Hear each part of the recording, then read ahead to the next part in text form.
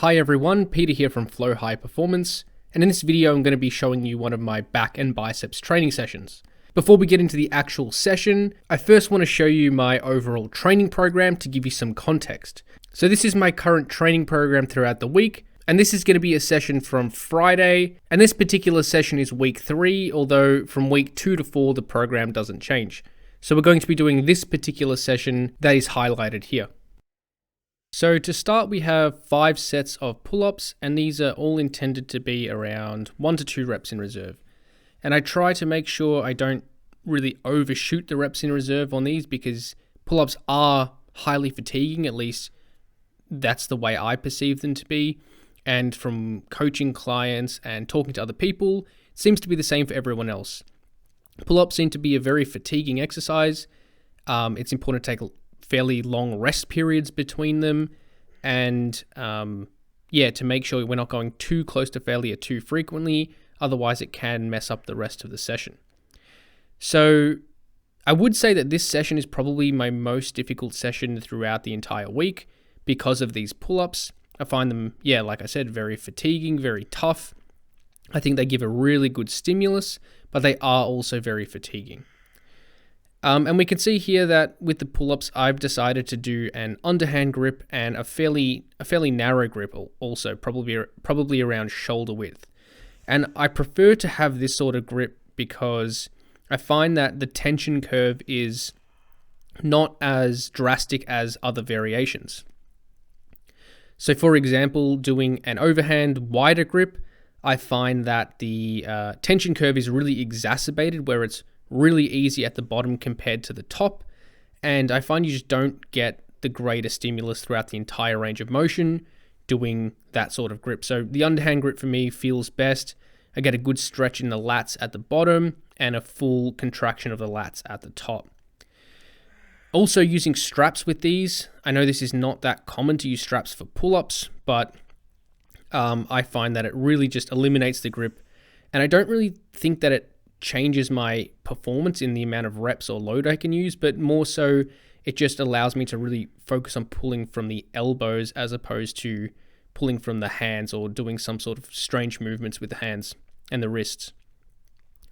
And as we can see on the previous set to this one, which was probably my top set, my heaviest set for this session, I probably did overshoot the RIR by maybe a rep or so, went a little bit too close to failure, and as a result, these last 2 sets did suffer a little bit, and this first few sets of my next exercises probably I felt a little bit fatigued for.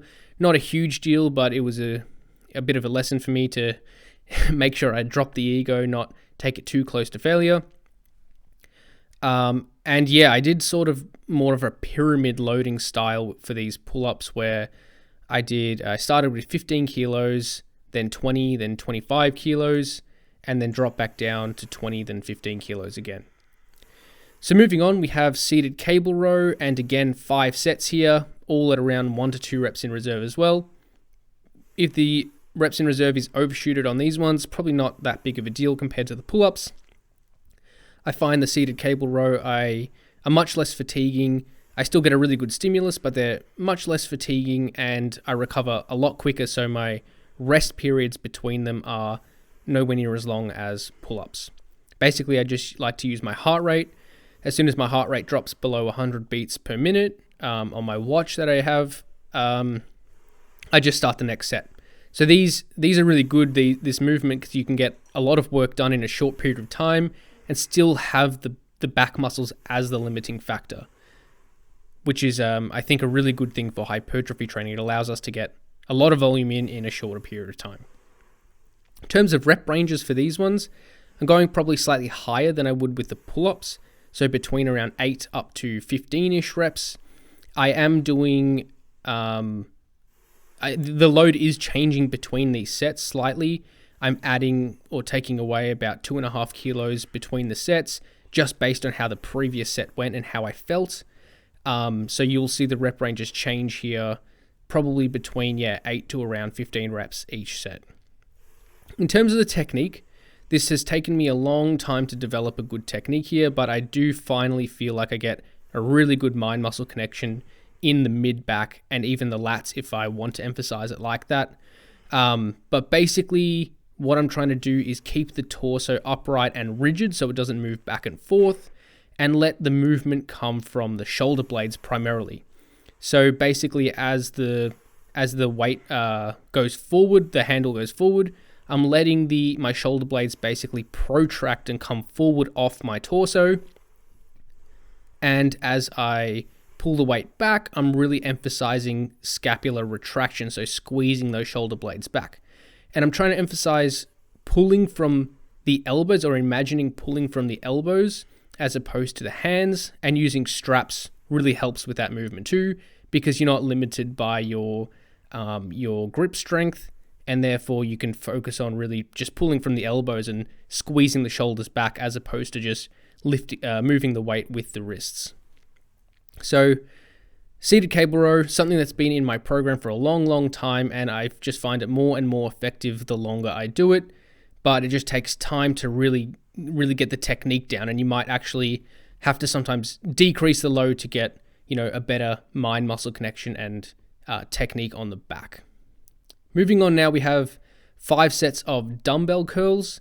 These are a little bit closer to failure, so around 0 to 1 reps in reserve. And we have to remember that the reps in reserve are always counted as reps in reserve or proximity to failure with strict form. So for example, for these bicep curls, if I were to start using momentum and swinging the weight, I can probably get a lot more reps compared to how I'm doing them now, nice and strict with a controlled tempo. So that's something to always keep in mind when doing any movement, but especially isolation movements like bicep curls. In terms of the sort of structure of these bicep curls, as we'll see with the dumbbell curls and also with the 5 sets of cable curls after this one, I'm doing basically, I would say it's a combination of drop sets and myo reps, but basically I'm doing my first set at a heavier load, and I'm basically taking it 0 to 1 reps in reserve.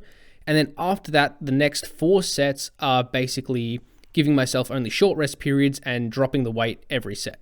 So as we can see here, I'm only getting maybe 5 or 6 reps in the following sets, even though in the first set I got around 10 to 12 reps or so. So basically, the reason for doing this style of drop sets, I like to do it for pretty much any isolation movements. The reason is twofold. Number one is that it's time efficient. It allows you to get a lot of high number of sets done in a short period of time. But also number two is just for like joint tolerance. I find that if I do too many sets of bicep curls, like with enough rest periods and reasonably heavy loads relative to what I can actually lift, which is not that much, I do find that my elbows start to get a little bit irritated. So I prefer to do this drop set style where I can get more volume in a shorter period of time with lighter weights as well, and still take each set close to failure. And that allows me to, basically get more volume in and get a better stimulus overall with less risk of joint injury. So basically, in terms of rest periods,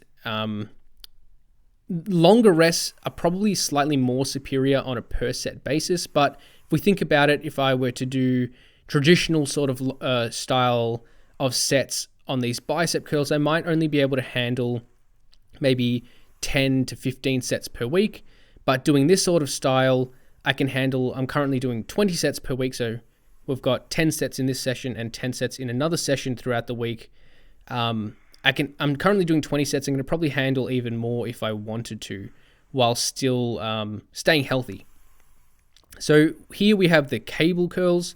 So this is the last exercise for this session. Got another 5 sets.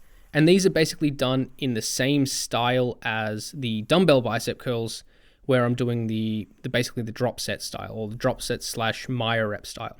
So first set is a normal traditional set of 10 to 15-ish.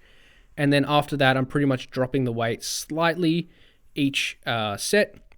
I'm just basically repping out till I hit the proximity to failure. And I'm probably only getting between, about 3 up to 7-ish reps per set after that initial set. Which again, it's probably not the best way to train for every movement, but in this particular case, it makes sense in my particular context.